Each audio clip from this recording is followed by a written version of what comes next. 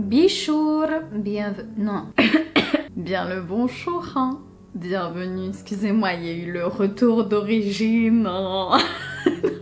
Mes petites pépites, nous sommes dimanche et comme d'habitude qui dit dimanche dit thread d'horreur sur ma chaîne YouTube. Comme d'habitude, hein, on va pas perdre de temps, je vous ai concocté 4 histoires que vous m'avez gentiment envoyées sur mon adresse mail cam.témoignage@gmail.com. Sur ce, voilà, je lis petit à petit toutes les histoires, ne m'en voulez pas si votre histoire ne passe pas encore, je vous promets que je fais de mon mieux. 4 histoires, mais écoutez, on va commencer par la première histoire, j'espère que vous allez bien mes petites pépites, n'hésitez pas à me dire ça en commentaire parce que j'ai l'impression que ça fait longtemps qu'on s'est pas vu, mais c'est normal. J'espère que la vidéo avec Salima vous a plu parce que personnellement j'ai tellement ri avec Salima, son mari, et du coup je vous invite à voir les 2 vidéos, elles sont géniales. Enfin bref, je dis ça, je dis rien. C'est parti, les fans de paranormal, on y va, première histoire, go.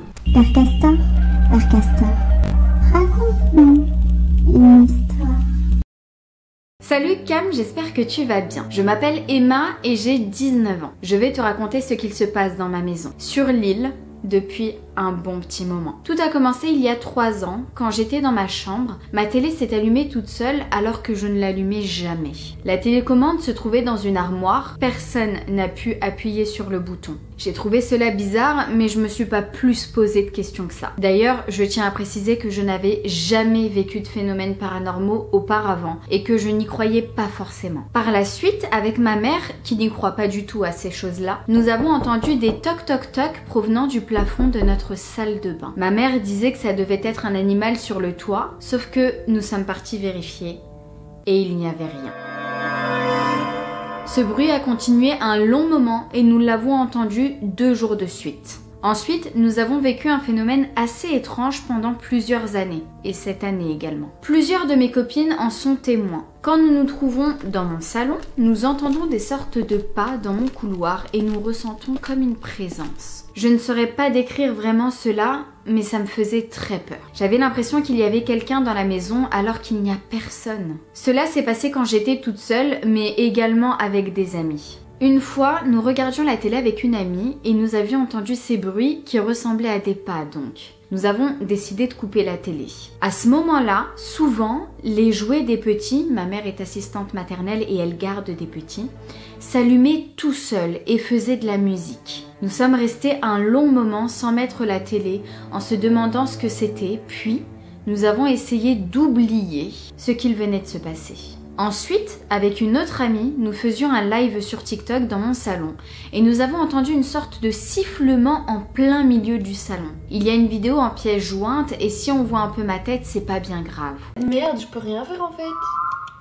C'était quoi ça? C'était quoi? Je sais pas.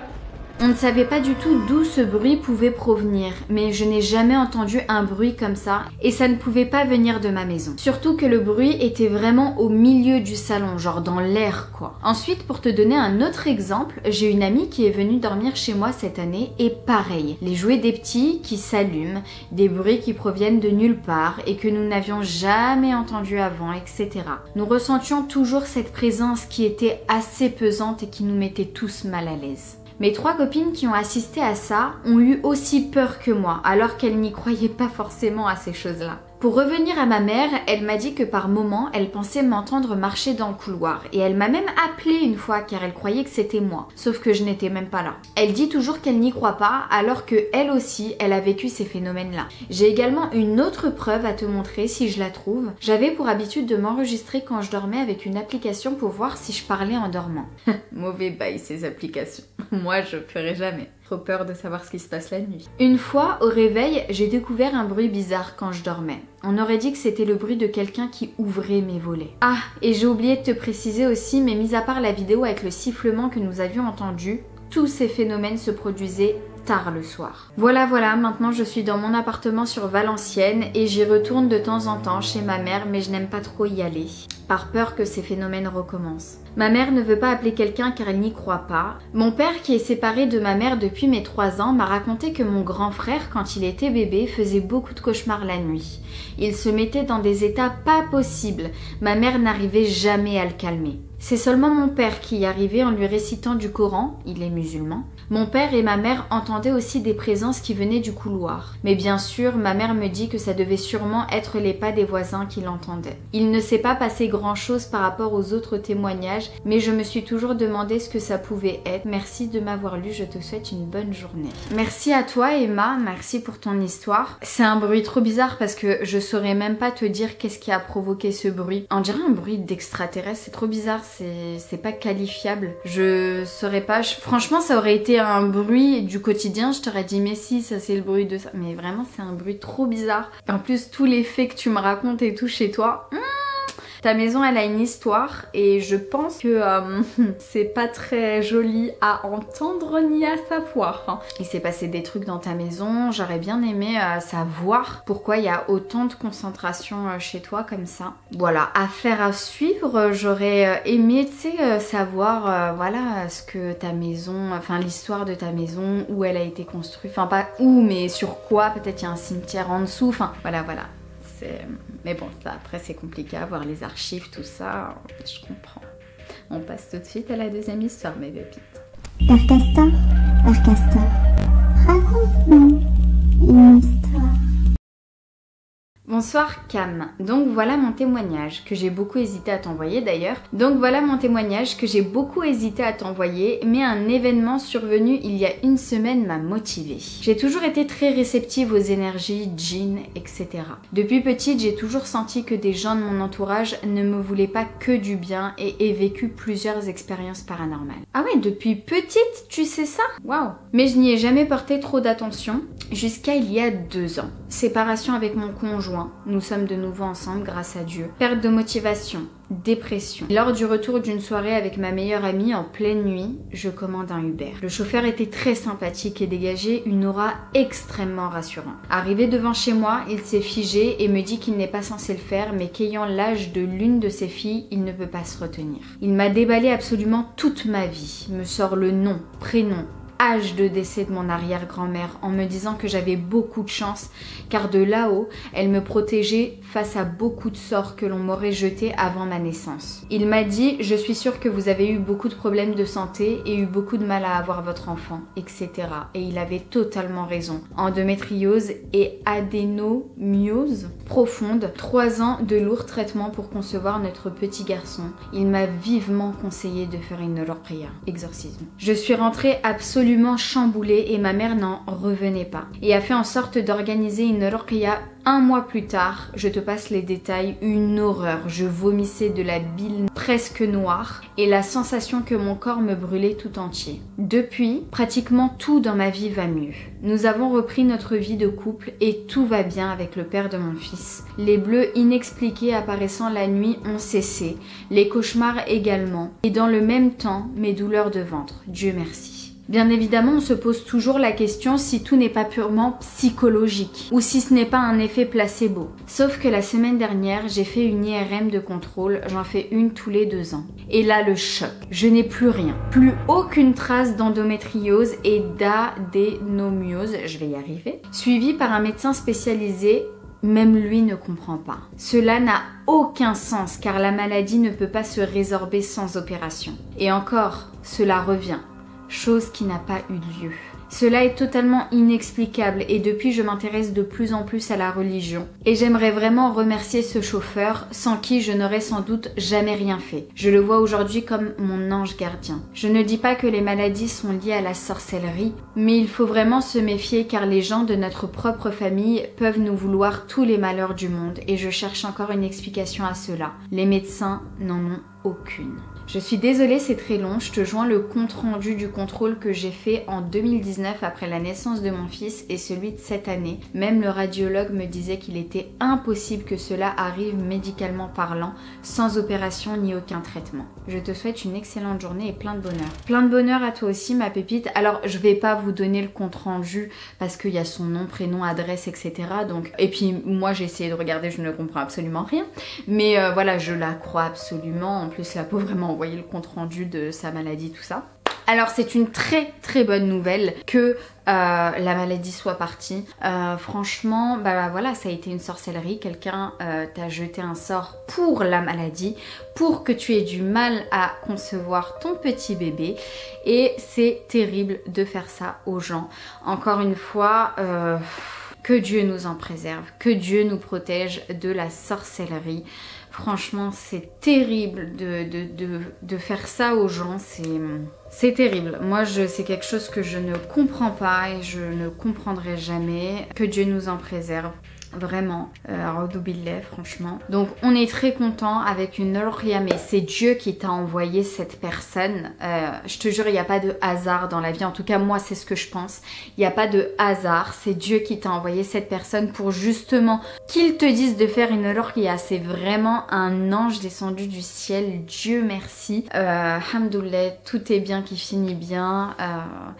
Voilà, Dieu t'aime et t'a protégé et alhamdoulilah, trop contente, vraiment. Sur ce, mes petites pépites, passons tout de suite à la troisième histoire. Darkasta, raconte-nous une histoire. Hello Cam, suite à ta vidéo de dimanche, je vais te rappeler une histoire qui m'a beaucoup fait penser à celle du vieux miroir ramené d'une brocante. Je suis désolée, ça va être long, mais cette histoire m'a vraiment fait peur. Je m'appelle Marina et depuis mon plus jeune âge, je fais des paralysies du sommeil. D'aussi loin que je me souvienne, à mes 6 ans, mes paralysies étaient là et je voyais des gens. J'ai découvert plusieurs choses récemment. Les gens que je vois en paralysie ne sont pas de simples hallucinations et qu'il ne faut surtout pas dormir en face d'un vieux miroir en argent car ce sont des portes entre l'au-delà ou quoi que ce soit de l'autre côté et nous. Il y a de ça 5 ans, je déménage de l'autre côté de la France pour mes études et je me retrouve dans un vieil appartement familial meublé. Qui dit vieux et meublé, dit vieux meuble. Évidemment, les bruits classiques de meubles qui craquent fort en pleine nuit, je m'y suis à peu près habituée. Mais voilà en face de quoi je dormais. Photo 6 juin. Comme tu peux le voir, l'armoire est vieille et mon lit est juste en face. Je n'ai jamais fait autant de paralysie du sommeil que dans cet appartement-là. Combien de fois je me réveillais avec quelqu'un allongé à côté de moi, à 10 cm de mon visage qui me regarde, ou sentir des odeurs de pain brûlé, d'égout ou de parfum. Ou encore un peu plus flippant, entendre mon prénom murmurer. Mais j'avais l'habitude et je me rendormais aussitôt la paralysie passée, sauf ce soir-là. Je me réveille paralysée et je sens une très forte présence derrière moi. Et j'avais une envie irrésistible de me retourner pour rompre ma paralysie et faire partir ce poids que je sens derrière moi. Sauf que c'est impossible. Pendant 30 secondes à 1 minute, je suis paralysée sur le côté, à sentir une présence derrière moi et un souffle dans ma nuque. Quand tout à coup, ça se rapproche et qu'il me murmure à l'oreille et que je sente une main agripper mon cuir chevelu et tirer 3 fois. Ma tête a basculé et ensuite ma paralysie du sommeil était terminée. J'ai eu beaucoup de mal à reprendre mes esprits, mais pour la première fois après une paralysie, j'ai allumé toutes les lumières, j'ai regardé autour de moi et j'ai mis beaucoup de temps à me rendormir. J'ai déménagé depuis mais pas à cause de ça. J'habite l'appartement du palier d'en face, pas de présence dans celui-ci, et pas encore de paralysie, pour l'instant. Merci de m'avoir lu. Bonne journée, Cam. Merci, ma pépite. Franchement, c'est chaud. Mais Dieu merci, je ne fais pas de paralysie du sommeil. Mais que Dieu nous en préserve. Mais ça doit être terrible, une angoisse pour aller dormir. C'est pas possible. J'ai l'impression que vous êtes hyper nombreux à faire des paralysies du sommeil.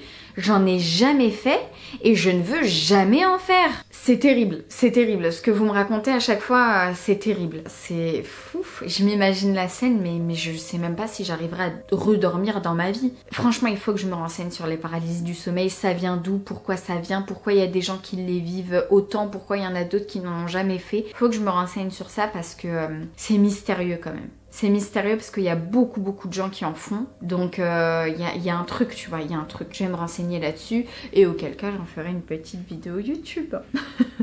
Passons tout de suite mes pépites à la dernière histoire du coup. Ça passe trop vite. Darkasta, raconte-nous une histoire. Salut Cam, ça fait très longtemps que je te suis depuis le début. Merci beaucoup.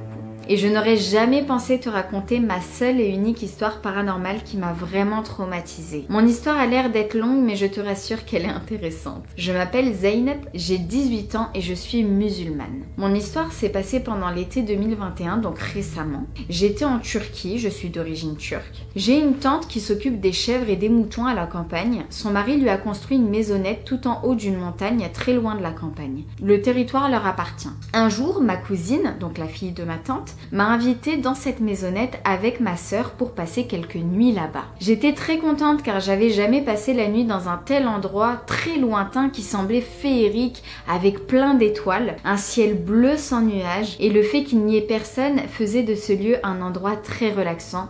Tout à fait pour moi. J'accepte avec plaisir et on prend la route le lendemain. Arrivé à la montagne, il était environ midi. Je me sentais un peu oppressée. J'avais un pressentiment que quelque chose n'allait pas avec ce lieu. J'ai directement laissé tomber en me disant que c'était parce que je n'étais pas habituée à ce genre d'endroit qui semblait être vide. J'ai passé une très belle journée avec ma cousine et ma sœur. J'ai oublié de préciser que ma tante et mon cousin étaient aussi avec nous. Arrivé le moment que j'attendais le plus, passer la nuit là-bas. Je suis très passionnée par les histoires paranormales. On s'apprêtait avec ma cousine et ma sœur à regarder un film d'horreur comme chaque fois qu'on se réunissait. Quand soudain ma tante nous appelle, elle nous avait préparé du thé avec des petits gâteaux. On coupe le film pour aller boire du thé. Mon cousin était là, il nous a demandé ce qu'on faisait dans la chambre. On lui répond qu'on regardait un film d'horreur. Puis il ajoute: vous perdez votre temps avec des histoires inventées qui ne servent à rien, alors que moi j'ai vraiment vécu un truc de dingue qui s'est passé juste ici. Faut savoir que mon cousin a 24 ans et il n'est pas du genre à mentir. Il est très calme, très froid et assez distant. Je lui ai dit de quoi il parlait et c'est ainsi qu'il commence à nous raconter ce qu'il a vécu. Je vous fais un petit résumé. Alors, juste en face de la maisonnette, à même pas 20 mètres, il y a un mini lac qui date depuis bien longtemps. Et à 2 mètres de l'autre côté du lac, il y a une maison en pierre qui est détruite. Le lac nous sépare de la maison cassée. Pendant la journée, je n'avais pas fait attention à la maison de l'autre côté. Un jour, il y a 3 ans, lui et un de ses cousins visitent la montagne. À l'époque, la maisonnette n'est pas encore construite. C'était un jour d'hiver et il commence à pleuvoir. Ils décident de rentrer et au moment de prendre la voiture, ils entendent une jeune femme pleurer.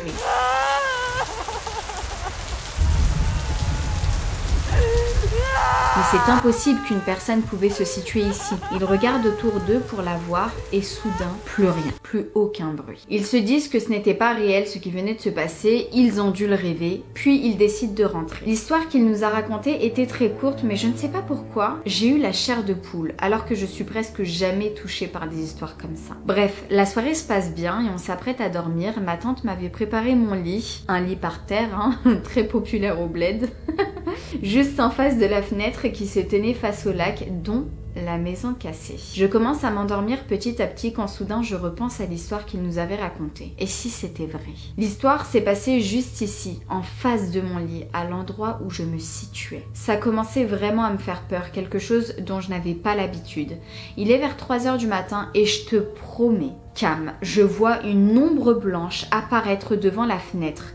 J'étais terrifiée, je n'y croyais pas mes yeux. Je pensais voir flou, mais non. Je te promets, c'était une ombre de forme humaine, plus précisément une femme. J'ai commencé à trembler et à réciter toutes les sourates que je connaissais. L'ombre flottait dans les airs, sans bouger, et me fixait. Je n'étais pas paralysée, je ne dormais pas, c'était réel. Cela a duré 10 minutes et puis plus rien. J'ai mis la couverture sur ma tête, je priais Allah de me pardonner pour tout ce que j'avais fait dans ma vie et j'étais prête à tout faire pour oublier la dame. Je pleurais toutes les larmes de mon corps. Le soleil commençait à se lever, je retire la couverture, j'étais trempée de sueur. Je raconte tout à ma cousine, etc. mais personne m'a cru. J'ai demandé à ma tante d'appeler mon père immédiatement pour qu'il vienne me chercher car je ne pouvais pas rester une seule seconde de plus dans cette maison. Quelques heures plus tard, mon père vient me chercher avec ma sœur et on rentre à la maison. En rentrant chez moi, je prends une douche puis je vais voir ma mère et ma grand-mère qui m'attendaient dans la cuisine. Ma mère demande qu'est-ce qui s'est passé et je lui raconte tout de A à Z